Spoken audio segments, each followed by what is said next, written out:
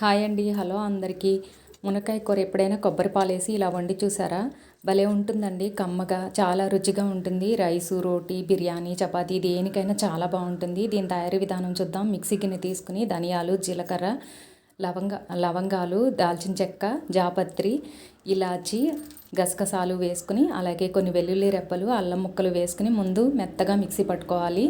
ఇది మెత్తగా మిక్సీ పట్టుకున్న తర్వాత 1 కప్పు ఉల్లిపాయ ముక్కలు వేసుకుని దాన్ని కూడా మళ్ళీ ఒకసారి మిక్సీ పట్టుకుని పేస్ట్ సిద్ధం చేసుకోవాలి. ఇప్పుడు స్టవ్ ఆన్ చేసుకుని బాండీ పెట్టుకుని ఆయిల్ వేసుకుని ఆయిల్ హీట్ అయిన తర్వాత కట్ చేసి ఉంచుకున్న మునక్కాయ ముక్కలు వేసుకుని ఒక 5 నిమిషాల పాటు ఆయిల్లో మగ్గించుకోవాలి. మునక్కాయ ముక్కలు ఇలా మగ్గిన తర్వాత మిక్సీ పట్టుకున్న ఉల్లిపాయ మసాలా పేస్ట్ని వేసుకుని పచ్చివాసన పోయే వరకు మూత పెట్టి మగ్గించుకోవాలి. ఇది మగ్గేలోపు కొబ్బరి పాలు సిద్ధం చేసుకుందాము. మిక్సీ గిన్నె తీసుకుని కట్ చేసి ఉంచుకున్న కొబ్బరి ముక్కలు వేసుకొని కొంచెం నీళ్లు వేసుకొని మెత్తగా మిక్సీ పట్టుకోవాలి.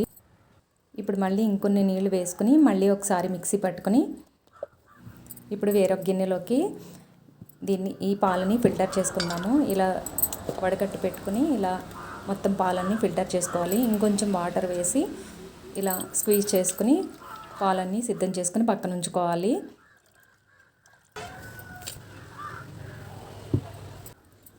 ఇప్పుడు మునక్కాయ ముక్కలు ఇలా మసాలా అంతా మగ్గింది కదా.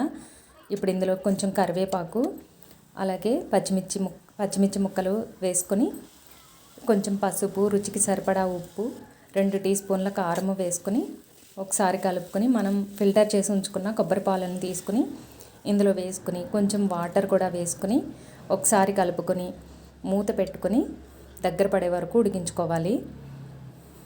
చూడండి, ఇలా దగ్గర పడే వరకు ఉడికించుకోవాలి. ఆయిల్ పైకి తేలే వరకు ఇలా ఉడికిన తర్వాత స్టవ్ ఆఫ్ చేసుకుని మీ దగ్గర కొత్తిమీర ఉంటే కొత్తిమీర వేసుకుని సర్వ్ చేసుకోవడమేనండి. నా దగ్గర కొత్తిమీర లేక వేయలేదు. చాలా కమ్మగా చాలా బాగుంటుందండి. వీడియో నచ్చితే లైక్ చేయండి. అలాగే కొత్త వాళ్ళు ఎవరైనా చూస్తే మన ఛానల్ని సబ్స్క్రైబ్ చేసుకోండి. Thank you.